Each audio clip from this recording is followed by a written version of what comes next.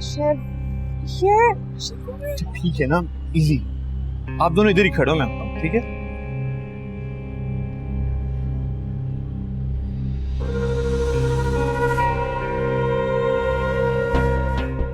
लगता है आप कुछ ढूंढ रहे हैं। हाँ ढूंढ रहा हूँ। क्या मसला है तुम्हें? लगता है आप इन दोनों को ढूंढ रहे हैं। हाँ इन्हीं को ढूंढ रहा हूँ। क्या मसला है तुम्हें?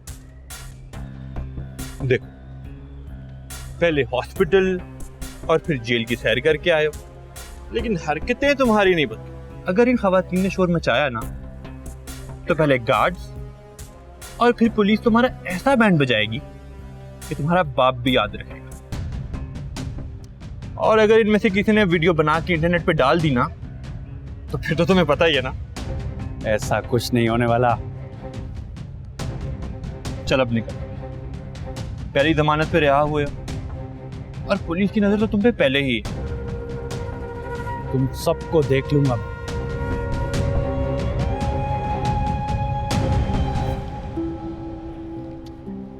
देखा फिर कैसे मिनटों में भगा दिया मैंने उसे।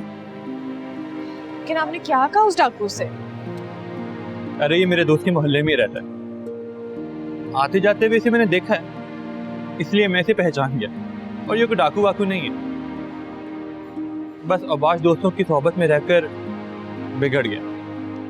और सुनो दानी, आइंदा कभी भी ऐसी सिचुएशन आए ना, तो सबसे पहले बहादुरी से उसका सामना कर। ये सिक्योरिटी वाले किस लिए हैं? आप सही कह रहे हैं, आपकी बात ये मैं हमेशा याद रखूंगी।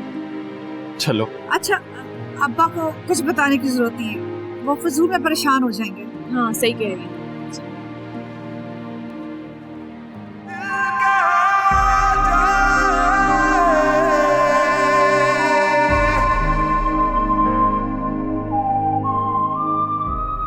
हदीद, ये लो बेटा, चाय पी लो। मामा आप थकी हुई थी, आपको चाय बनाने की क्या जरूरत थी? जिस टेंशन से तुम गुजर रहे हो ना, उसके लिए ये चाय बहुत जरूरी है।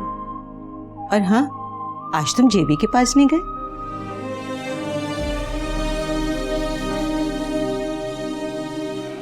जब से सोबिया आई है, मैं जेबी से बात ही कब करता हूँ,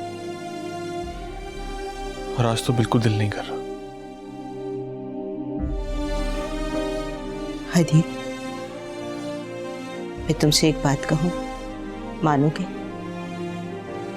आप यही कहना चाह रही है ना कि मैं सोबिया को अपने नाम से आजाद कर दूं, है ना? ये तुम्हारे और सोबिया दोनों के हक में बेहतर है।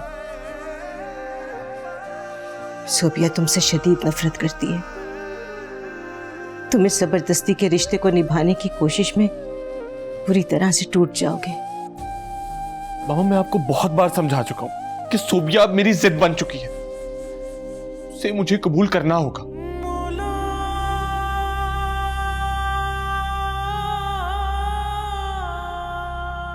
कहीं अपनी जिद में अपनी मां को ना खो देना हदीद। मुझसे अब ये सब कुछ बर्दाश्त नहीं होता। मामा आप क्यों इतनी फिक्र करती?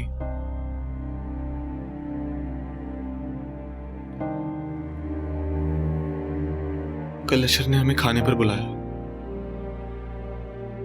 अब जाहिर सी बात है कि सोबिया तो हमारे साथ जाएगी नहीं, तो आपको ही मेरे साथ चलना।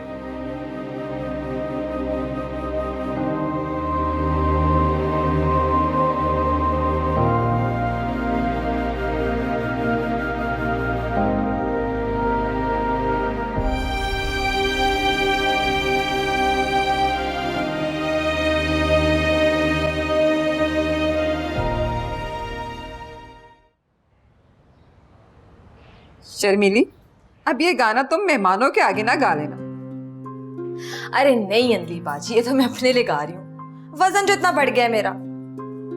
वैसे अंजलि बाजी, आपको पता है मैंने कितना खूबसूरत लगना है उस जोड़े में जो आप दोनों ने मुझे दिया है। अरे शर्मीली, तुम हर सूट में बहुत अच्छी लगती हो। सच्ची? अच्छा सुनो, काम बहुत है और उन लोगों ने भी 7 बजे तक पहुंच जाना है। चलो जल्दी जल्दी हाथ हिलाओ, काम खत्म। जरा सब्जियां सही काटे। तुमसे अच्छी काट रही हूँ।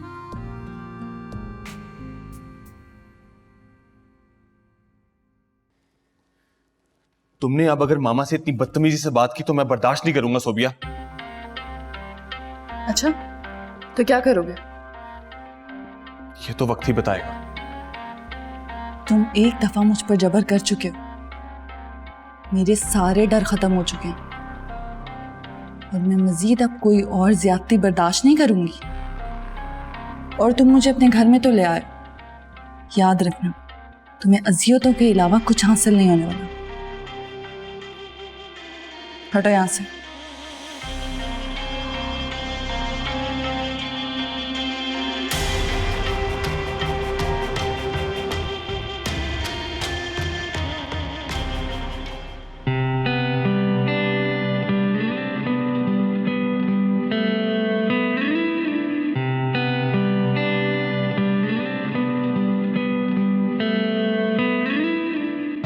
कसम से दानिया, मुझे तो रात भर खौफ के मारे नींद ही नहीं आई। उफ अम्मी, अशर ठीक ही तो कह रहे थे।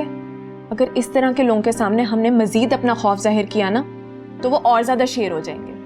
बल्कि जब वो मुझे ढूंढ रहा था ना, मुझे उससे बहुत सख्त लहजे में बात करनी चाहिए थी। वैसे तुमने अक्लमंदी की जो शाहनवाज को कॉल नहीं कर दी। पता है ना मुझे कितना पैनिक कर जाते हैं वो।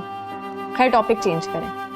अम्मी, अशर के घर जाकर आपने अपने चेहरे के तासुरात बिल्कुल नॉर्मल रखने हैं। हरगिज़ अमर भाई से उसका घर कंपेयर नहीं करना। ये सब चीजें मेरे लिए कोई अहमियत नहीं रखती। वैसे कल अशर के आने के बाद मुझे काफी तसल्ली हुई है और उसके बाद मेरे ख्यालात भी बदल गए हैं। बस सिर्फ ये सोचती हूँ कि लोग क्या कहेंगे कि बड़ी को तो इतने बड़े घराने में ब्याह दिया और छोटी बेचारी। अम्मी प्लीज, मैं कोई बेचारी नहीं हूँ। और जो लोग आपसे इस किस्म की बातें करते हैं ना, आप प्लीज उनसे मिलना छोड़ दें। अम्मी मैं ऑलमोस्ट रेडी हूँ, आप अपना बैग वगैरह पकड़े ना, जल्दी चलते हैं, लेट ना हो जाए। हाँ हाँ, मैं बस 2 मिनट में। हाँ प्लीज।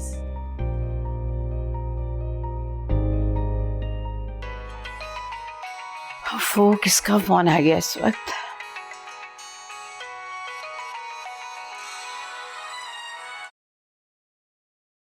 हाँ नुसरत। हेलो इशरत आपा, कैसी हैं आप? क्या बताऊं कैसी हूं।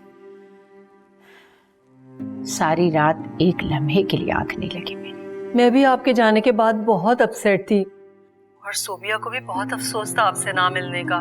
बल्कि इस मामले पर मेरी तो सुल्तान से अच्छी खासी बहस हो गई। वो तो मुझसे बात भी नहीं कर रहे इशरत आपा। हाँ, यहाँ भी यही सूरत हाल है। मुझे समझ नहीं आती कि इन लोगों को हुआ क्या है, क्यों अपने बच्चों के बारे में ओवर सेंसिटिव हो रहे हैं। मैं आपके बगैर नहीं रह सकती इशरत आपा। इन लोगों को क्या हक है हम दोनों बहनों को जुदा करने का। ठीक कह रही हो तुम। ऐसा करो, शाम ऑफिस जाते हैं ना तो तुम मेरे पास आ जाओ, दोनों बहनें मिलकर लंच करेंगी। भाड़ में जाए इन लोगों की लड़ाइयाँ। मैं अपनी इकलौती बहन से दूर नहीं रह सकती, ठीक है? अच्छा ठीक है इशरत आपा, थैंक यू। अम्मा अब्बा के बाद आप ही तो हैं मेरा सब कुछ। चलो ठीक है, मैं इंतजार करूंगी। ओके।